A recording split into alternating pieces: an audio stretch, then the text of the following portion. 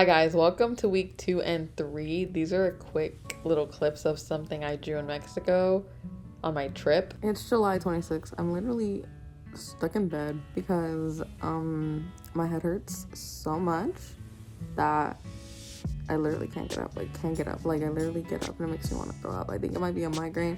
I never really have migraines. I'm just stuck in bed. I really want to draw and I really want to make art because I took a lot of photos on my trip to Mexico.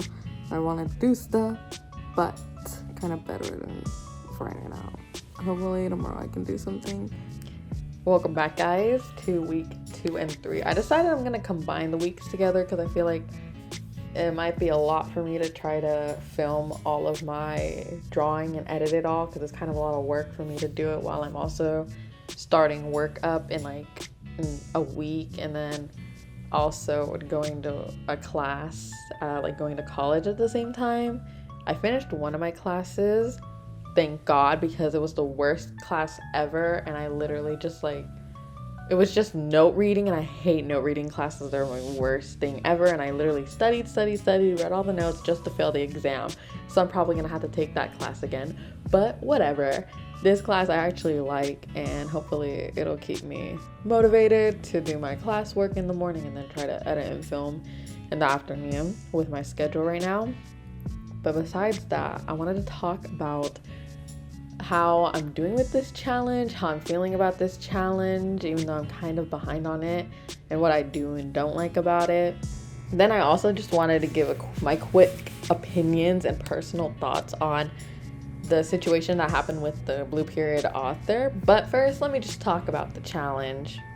If you saw my week one video, you can definitely tell that I really like scrapbooking, and that's one of my favorite parts of this challenge. I've scrapbooked and done journals before, so I think it was really fun to have a lot of collect a bunch of things to do this challenge in mind. I was going trips, and whenever I was out I would be oh, this would be cute to put in, this would be good to put in. And I feel that was really cute to get my mind thinking about collages and really how it's said it gets your creative mind going. That's one of my favorite parts. Maybe it's just me, but I don't feel the deadline, I just didn't like the deadline I gave for myself. I feel whenever I wasn't drawing, it just made me feel worse for not drawing. It just made me feel bad, and you know what I'm saying? Whenever I wasn't drawing, I was oh my god, I'm falling behind. I only have until, I think I give myself until August 5th, and I was just oh my god, it's almost August 5th. I'm just I'm gonna run out of time, not gonna be able to finish everything. But I feel if I just take the time to relax and not punish myself for taking time for myself, time off from work, YouTube, and all this stuff that I have to do, and I'll find more passion in my art, which is what I wanted this challenge to help me do. So I don't really like the time, but that's the whole point. It's supposed to be over the summer. In the book, it's supposed to be over summer break, and they're supposed to get it done in a short amount of time. That's the whole point. One other thing that I really like that I haven't really been showing in videos because I think I want to save it to the end is the photos I've been taking, because I feel it's really nice to have see something beautiful and take a photo of it, or think about, oh, I gotta take a photo today, and think about the composition, how can I frame this better, how can I make this look more presentable.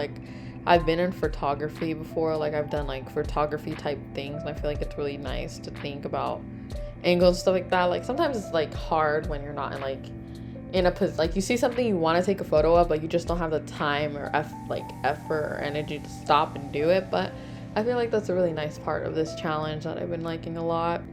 I don't really have a lot of thoughts or opinions on the drawing part of this challenge because, as you can see, I haven't really been doing that much for the drawing parts. I've only done the one sketch that I half did in Mexico and half did on the last day of week 2 and 3.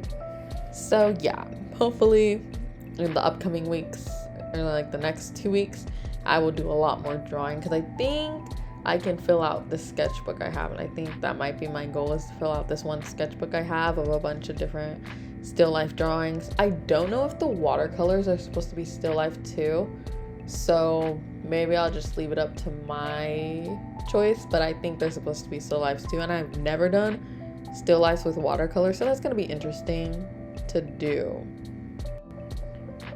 And I think for my planning of like when I'm gonna upload.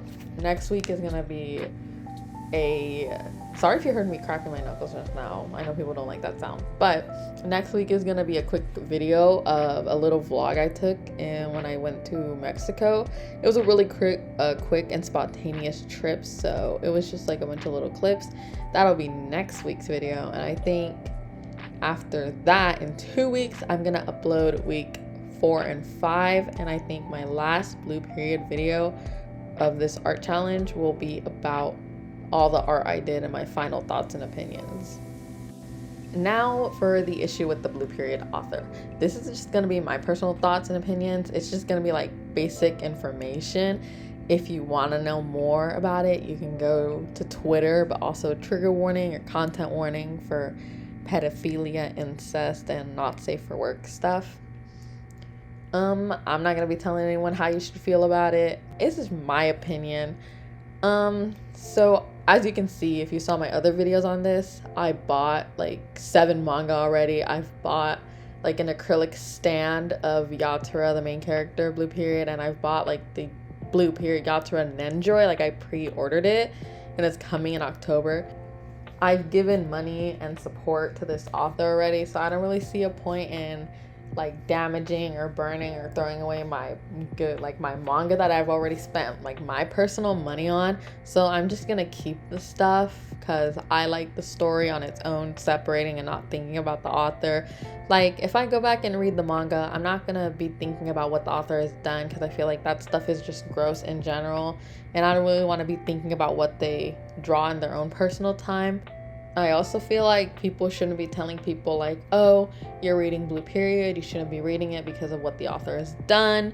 And if a person wants to read it, you can just inform them what the author has done, and it's on them to decide if they're gonna support it on their own. I think this, because I've already started this challenge and I've already made the effort to go through with it, I'm just gonna keep uploading, like I said, the next 2 videos, but I won't be openly supporting the Blue Period author. I just like the story and I've already spent time and money on this, so I'm just gonna keep going with it. And if you want to look on Twitter, you want to keep looking, fair warning, content warning, and trigger warning.